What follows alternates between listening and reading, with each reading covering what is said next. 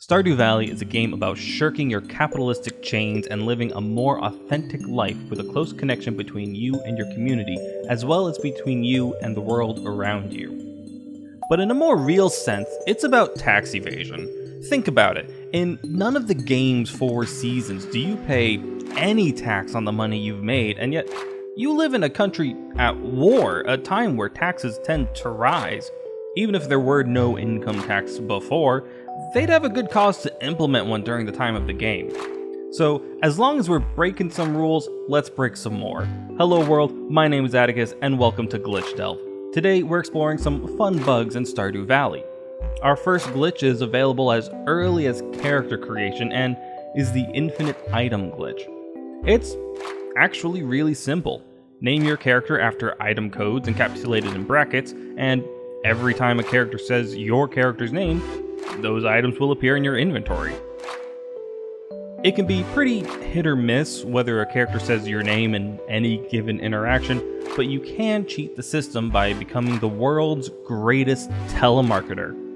Once you purchase the telephone, you can call people, and upon answering the phone, they will reliably say your name. As an added bonus, time stops when you're on the phone, allowing you to cram a frankly absurd number of calls into the day. Here we've gone with the codes for prismatic shards to make friends, legendary fish to make money, and iridium sprinklers to save time. While we do it here in character creation, this glitch can also be done by naming any animals you get after these item codes, and then talking to Marnie about them. I believe this works by injecting an item call into the text. This is absolutely baseless, but I imagine in order to enable characters to give items to the player, through the mail usually, the game scans text for these item codes and places them into the player's inventory upon encountering them. This means that it would also work for the name of your farm or your favorite thing, but those are used far less often than your character's name. If you don't want to make a whole new farm but still want to get in on that telemarketing scheme, you can use this golden statue in the wizard's basement after befriending him, or visiting the witch. I'm not sure, I've not really played Stardew Valley. This will allow you to change your name, and there's a fun Easter egg if you use the glitch where the game will acknowledge what item you're trying to get infinite amounts of, and then will express disappointment. Which means that while Mr. Concerned Ape is aware of this exploit, he either thinks it's benign enough to leave in, since you can't really accidentally do it, or it'd be far too much hassle to fix since it'd require an overhaul of the gift system. Next up, we have the out of bounds glitch. Most tools keep you stationary when you swing them, but not the scythe and sword. It's slight, but if you swing either of those items without holding the move button, your character will still move. You can use this to bypass loading zones that would normally move you to the next area. I imagine the collision detection happens in the character movement script instead of character swing. So by moving in this way, you can ignore it entirely. There's not much use I could find for this outside of exploring places you're not supposed to be, but it does let you fish while standing on water, and you can lay traps on much more of the ocean, which is fun.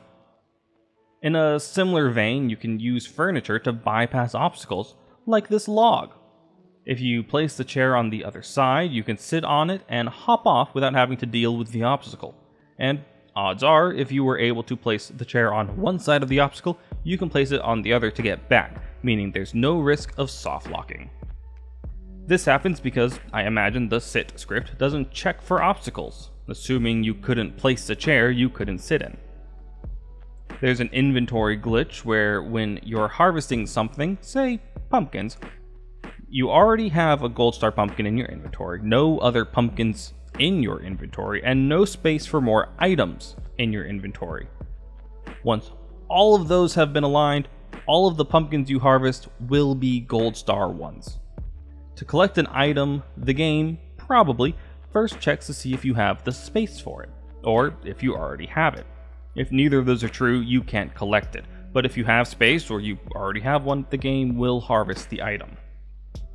It will then, for certain items, roll a rarity, resulting in your different starred fruit. However, at this point, the game has already determined that you've harvested it. Usually, if you have one rarity and you gain another, the game will create a new stack of the item, but in the edge case that it can't, every pumpkin gets dumped in the available stack. This can be gamed to get many good items, but be wary if you're harvesting and don't have space for the good stuff.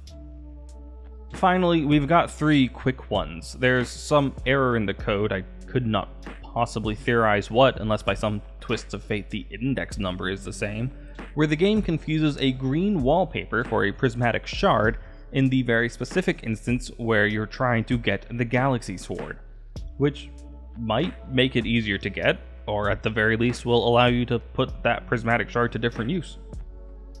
The journal pauses time, much like phone calls, and can be used out in the field to stave off sleep for a little bit longer.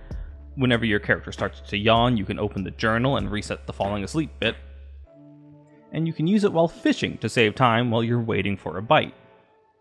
I try to make these videos at least 10 minutes long. Ideally, I'd like to make half-hour content and once a year drop some 6-hour monster, but that's unreasonable.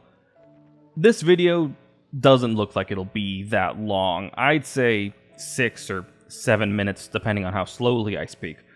So that's unfortunate, but it says a lot for Stardew Valley and Mr. Concerned Ape.